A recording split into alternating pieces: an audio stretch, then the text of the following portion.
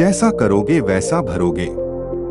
भगवत गीता में श्री कृष्ण ने कहा है कि कर्मों का फल हमें उसी तरह ढूंढ लेता है जिस तरह एक बछड़ा हजारों गायों के बीच अपनी मां को ढूंढ लेता है।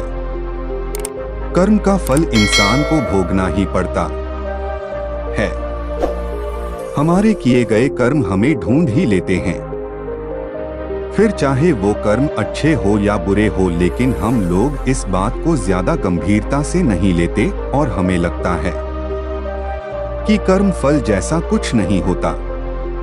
हम अक्सर उन लोगों के बारे में बात करते हैं जो दूसरों के साथ बुरा करते हैं, लेकिन फिर भी कोई उनका कुछ नहीं कर पाता। यही सोचकर हमसे ज्यादातर लोग बुरे काम करने लग जाते हैं। हम सब यह भूल जाते हैं कि कर्मों का हिसाब कभी भी तुरंत नहीं होता। किसी के साथ बुरा करने वाला भले ही आज सुखी हो, लेकिन कभी ना कभी उसे उसके कर्मों का फल भोगना ही पड़ेगा। बहुत समय पहले की बात है। शहर से दूर गांव में एक दुकानदार था जो अपने ही गांव से एक व्यक्ति से रोजाना 1 किलोग्राम मक्खन खरीदा करता था। वह दुकानदार कई सालों से उस व्यक्ति से मक्खन की खरीदारी कर रहा था। एक दिन उस दुकानदार ने सोचा कि मैं रोज इस व्यक्ति से मक्खन खरीदता हूँ, लेकिन बहुत समय से मैंने इसके मक्खन का वजन तौलकर नहीं देखा। कल तौलकर देखूंगा कि ये मक्खन 1 किलोग्राम से कम तो नहीं देता।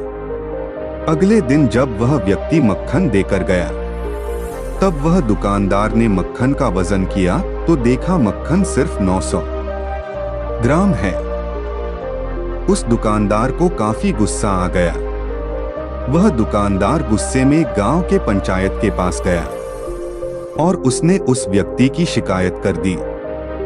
गांव की पंचायत बैठी और उस व्यक्ति को बताया गया कि तुम पर इस दुकानदार ने धोखा देने का आरोप लगाया है। तुम इस दुकानदार को देने वाले मक्खन में हेरा फेरी करते हो और हर बार तुम इसे 1 किलोग्राम मक्खन की जगह सिर्फ 900 ग्राम देते हो। क्या तुम्हें अपनी सफाई में कुछ कहना है? वह व्यक्ति बोला, सरपंच जी, मैं तो एक गरीब आदमी हूँ।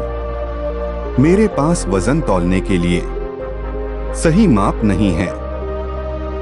मैं रोज इस दुकानदार से अपने लिए 1 किलो गेहूं खरीदता हूँ और अगले दिन उसी गेहूं को तराजू के एक तरफ रखकर इस दुकानदार के लिए मक्खन तौलता हूं। अब आपको जो भी पूछना है इस दुकानदार से पूछिए। पंचायत में बैठे सभी लोगों को पूरी सच्चाई समझ आ गई और उन्होंने उस दुकानदार को गांव से बाहर करवा दिया। यह छोटी सी कहानी हमें यह बात सिखाती है कि जैसे कर्म हम करेंगे उसका रिजल्ट भी हमें वैसा ही मिलेंगे। हमारी चालाकी ही हमारा नुकसान कर देती है। हम जो भी दूसरों को देते हैं या दूसरों के साथ जैसा भी व्यवहार करते हैं, वह कभी ना कभी लौटकर हमारे पास ही आता है। किसी के साथ अच्छा करोगे तो आपके साथ भी अच्छा ही होगा। उसी तरह किसी का बुरा सोचोगे और बुरा करोगे तो आपके साथ भी बुरा ही होगा। जिसे दुकानदार को अपने ही चालाकी से नुकसान झेलना पड़ा, उसी तरह हमें भी अपने कर्मों की वजह से कभी ना कभी नुकसान झेलना ही पड़ता है। दूसरों के साथ हमें बुरा करके हमें 1, 2 या 10 बार बच सकते हैं, लेकिन एक ना एक दिन उसका परिणाम हमें भुगतना ही पड़ता है। हम अपने कर्मों के फल से नहीं भाग सकते हैं।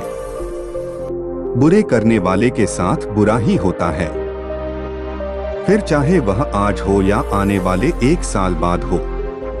उसी तरह अच्छा करने वालों के साथ अच्छा ही होता है। कई बार हमें यह लगता है कि दूसरों के साथ गलत करके हम बच जाएंगे, लेकिन ऊपर वाला हर किसी के कर्मों को देखता है और उनका हिसाब रखता भी है, और जरूरत पड़ने पर हिसाब बराबर भी कर देता है। इसीलिए कभी भी गलत ना करो, और ना ही कभी यह सोचो कि उल्टे सीधे काम करके हम बच जाएंगे। जिंदगी को बेहतर तरीके से जियो, ईमानदार बनो। ज्यादा कमाने या फिर सिर्फ अपना ही फायदा देखने के चक्कर में किसी के साथ गलत कभी ना करो। हमेशा याद रखो, जो जैसा करेगा वह वैसे